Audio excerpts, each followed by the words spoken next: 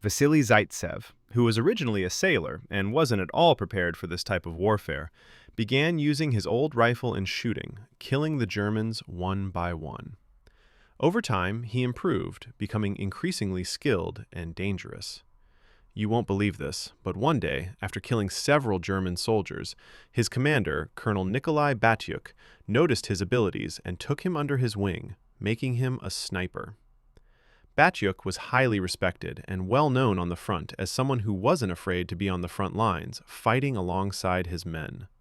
So, when he saw that Zaitsev not only could shoot, but also hide and wait for the right moment to kill, he promoted him.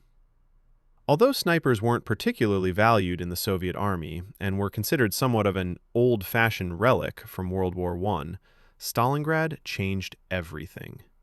In this destroyed city, anyone who could handle their rifle and hide well started facing off against German snipers. Soviet soldiers began using sniper rifles and making their kills, which had a massive psychological effect on the enemy. Many of them were amateurs, but they did well and caused chaos within the German ranks. Zaitsev joined in on this. He killed 4 to 5 Germans a day. But he wasn't satisfied with just that. One day, during the battle, Zaitsev learned about a German sniper known for his impeccable shooting. The legend goes that this German sniper had been sent to Stalingrad with one goal: to kill Zaitsev.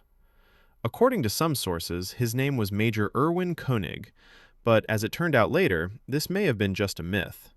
In fact, there's no evidence such a person existed, and many historians believe this figure was created by Soviet media to make the story more legendary. However, they did send one of their best snipers to hunt down the Russian rabbit, as they called him. And so, the great sniper duel between the two began. It was a battle of patience, of waiting for the right moment. Zaitsev and his pupil, Nikolai Kulikov, were ready. They began scanning the terrain, waiting for the German sniper to show himself for just a second. And it happened. The sniper from Berlin, the major, appeared to make a shot, only to fall into a trap that Zaitsev and Kulikov had set. At the last moment, Zaitsev fired and killed the enemy. When this happened, the two of them took the German sniper's body and brought it back to headquarters. It turned out that the sniper wasn't Major Koenig, but another German sniper named Hermann Stoff, who had 103 confirmed kills.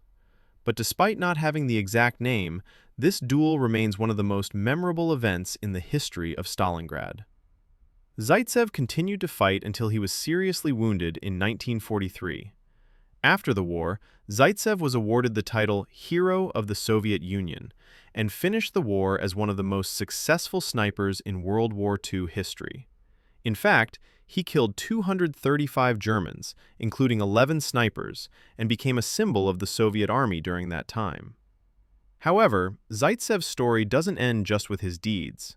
It is a symbol of the spirit of the people who fought for their survival in the most horrific of conditions. And while snipers weren't initially appreciated, in Stalingrad they played a crucial role and changed the course of the war. Have you heard of Vasily Zaitsev? He was absolutely legendary during the Battle of Stalingrad in World War II. I think you'll like it if I tell you what happened back then. It's not just a story of war, but something that will make you view things from a completely different perspective. So, imagine Stalingrad in 1942. The city is in ruins, the people are desperate, and the war is entering its coldest and most brutal phase. It's no ordinary battle. In fact, what makes Stalingrad so special is that the war there wasn't fought just with artillery and tanks, but in the shattered streets, through dust and smoke, at mere millimeters apart. And actually, what snipers do in Stalingrad is something that very few people had ever been prepared to imagine before. Among the ruins of the industrial city, there was practically no normal front line.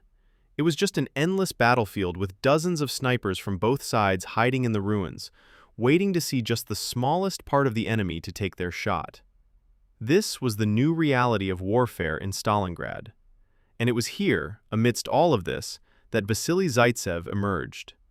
Zaitsev was born in 1915 in a small village in the Urals, and from an early age he was taught hunting by his grandfather. Over time, he learned how to shoot and became extremely precise with every shot he fired. I think this is one of the things that saved his life later, because, as he himself says, every shot fired had to be accurate. There was no room for mistakes. He enlisted in the Soviet Navy in 1937, but when the Germans invaded the USSR in 1941, he immediately volunteered for the front to fight against them. But the real part of the story begins